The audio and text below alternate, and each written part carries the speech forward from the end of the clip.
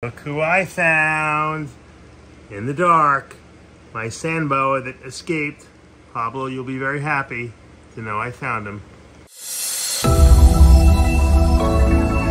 What's up, snake fans? Dave Palumbo here for Muscle Serpents Daily. We have a little weekend edition today.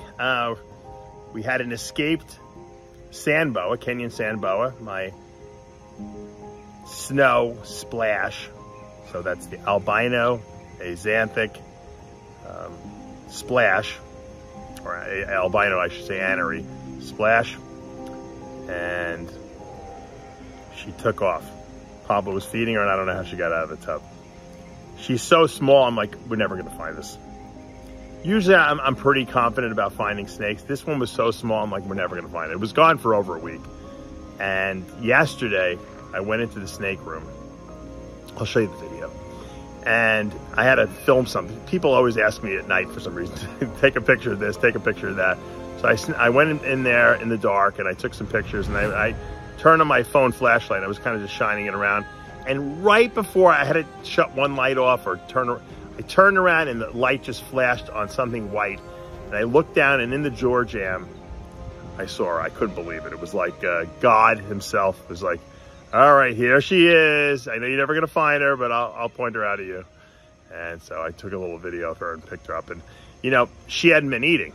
And I had contacted the breeder, and, you know, she told me, you know what, put her in a smaller tub. She was in a hatchling tub, but she was in like one of those bigger Freedom Breeder hatchling tubs, all set up with sand and everything. And I put her in like a little tiny hatchling, vision hatchling, like a half a vision hatchling tub.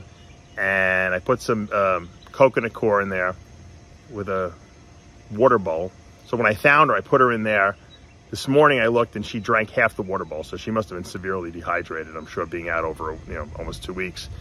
And Pablo literally took a fuzzy, not even a pinky, a fuzzy, pulled her out, put the fuzzy right in front of her face. She grabbed it, wrapped it, he put her in there, she ate it.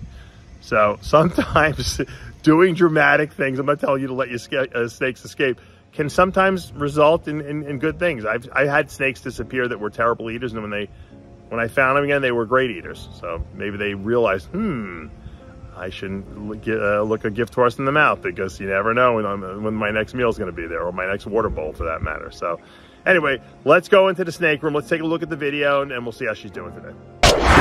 Look who I found in the dark. My sand boa that escaped. Pablo, you'll be very happy to know I found him. Let's turn the light on. I had a sneaking suspicion I was going to find him. I don't know why. This guy is small and fast, and I never thought I'd get him. And he's alive. She's alive, I should say. And well, this is our snow splash. Decided to go for a little jaunt around the snake room, and we got her. Yes. Oh, I never thought I'd find her. I really didn't. Sheer luck. I just came back. Someone wanted a picture of a snake, and I said, let me put my flashlight on in the dark here.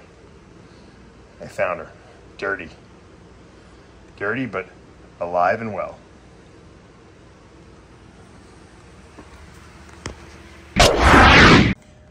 All right, this clutch hatched out. This is my black pastel candy leopard male that I bred to my Candino Pied, okay, which is possible orange dream as well, which I think it actually proved out, because this looks orange dream to me. And we produced a clutch of some of the nicest looking Candinos, because everything's Candino, because we bred candy to, oh no, actually no, everything's either candy or Candino, so we have half and half. Nothing's albino, that's what I meant to say. And the candies are darker usually, but you know, with leopard, black pastel in here, everything being het pied, this is a really, really good clutch. I mean, we really got lucky here. These are, I mean, some spectacular looking babies. You know, I'm a big albino candy, candino, lavender. I like all those albino stuff, you know, anything like with white in it and red eyes. And so this really turned out nice, this clutch.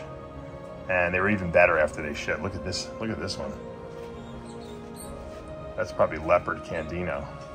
Maybe, I don't know if there's black pastel in it, but look at how well defined everything is. It's like crazy contrast in these. And black pastel does that in albinos and candinos really, really well, because it outlines everything in black, but then the black's removed, so you know you still have that outlining. It's just there's no melon in there. This one right here is really one that interests me. Right in here. Let's see if we can get this guy separated. We got to set these guys up. They did just shed, so after they shed, I like to put them in their own tubs. But look at all the orange in this one. I really believe this one proves that the mother was Orange Dream too. I think there's a few of them. This one too here. It's very orangey. And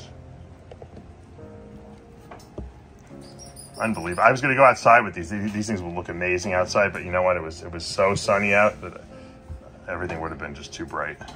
I might just take them out. Maybe we'll put them in the grass.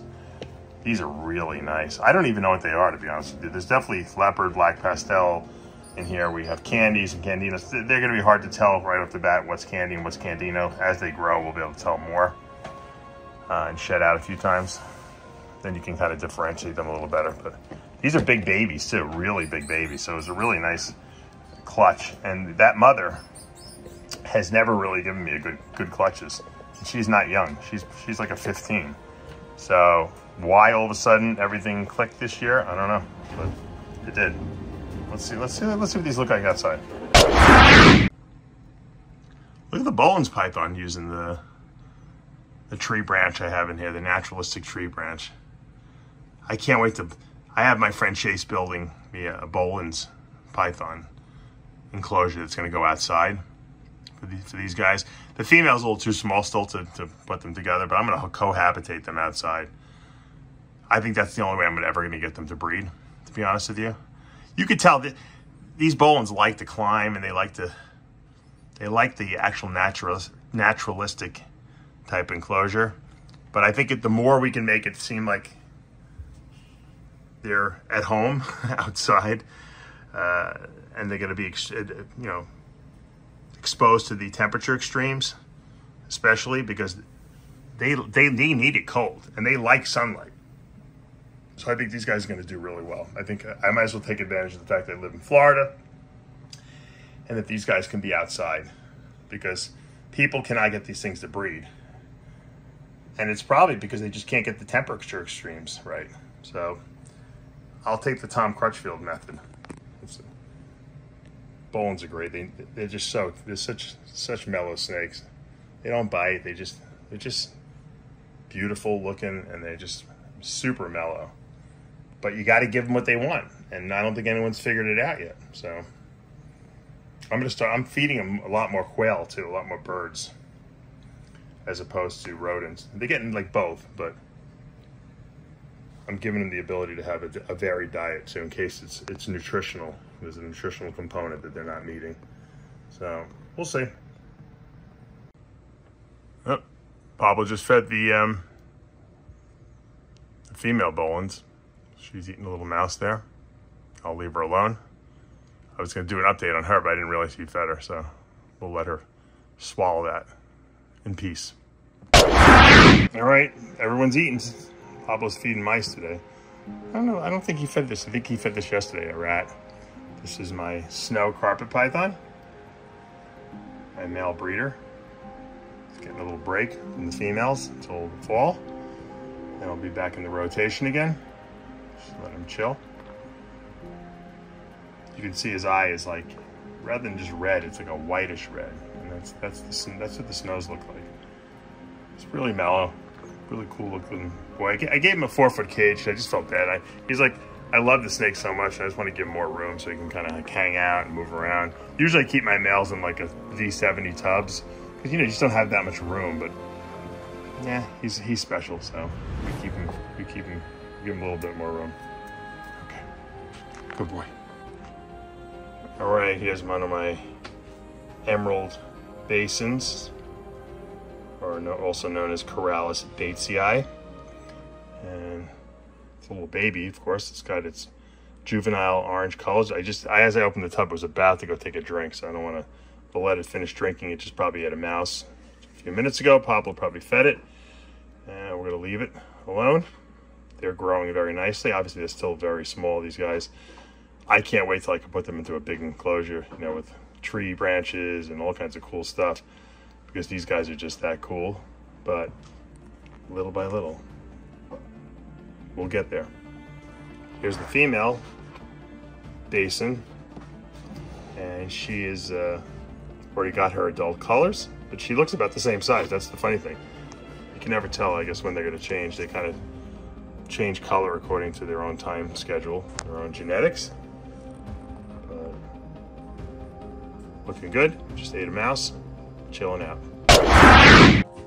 All right, our Amazon tree boa, red tiger, who's coming after me, just ate.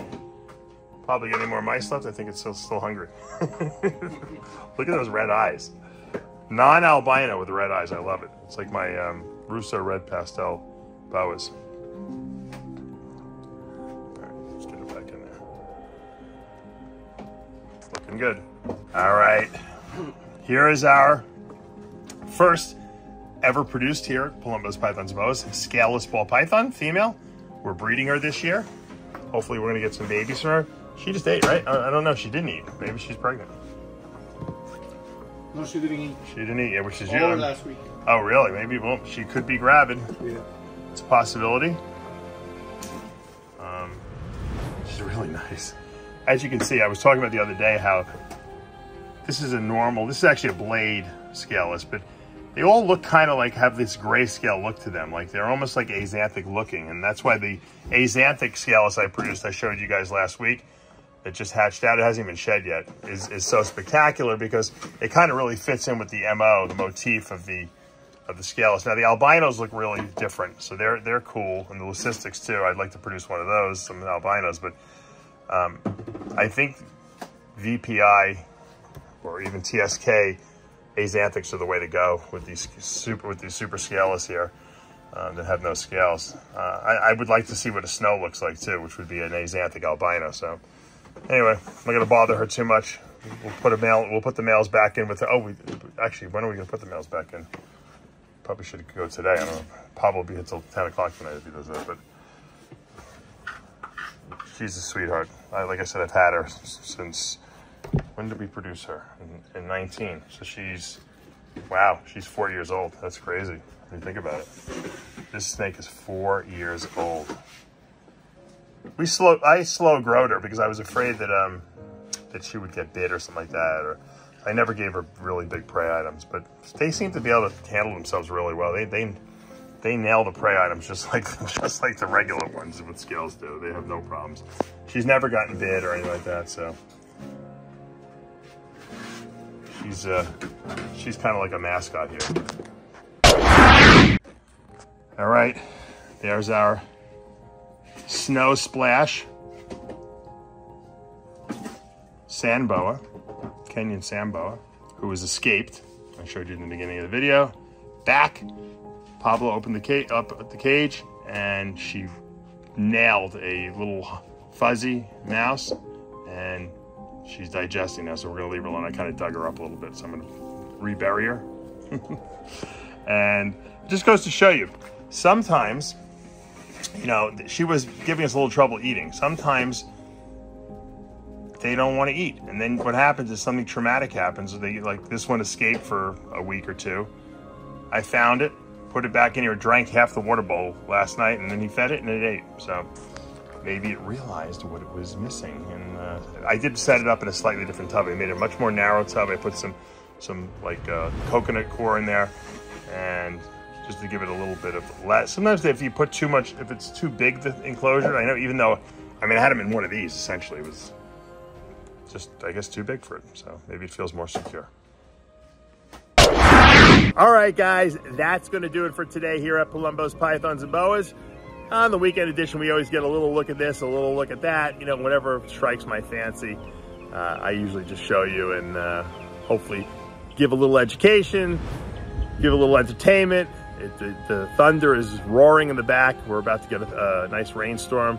I love this time of year because it rains like every day, but only for like 20, 30 minutes, you know, really hard. And then the sun comes out. So I don't have to go water all my fruit plants, and I don't have to water the lawn. And it's like, once again, our good friend God is taking care of all that. Yeah. All right, guys, I hope you have a great weekend planned. I hope you're going to get a little peace and quiet, and hopefully you'll have some clutches on the ground and some litters in the cages. For now, you know what to do. Hit that subscribe button, turn on those notifications, hit that like button. I'll see you back Monday morning.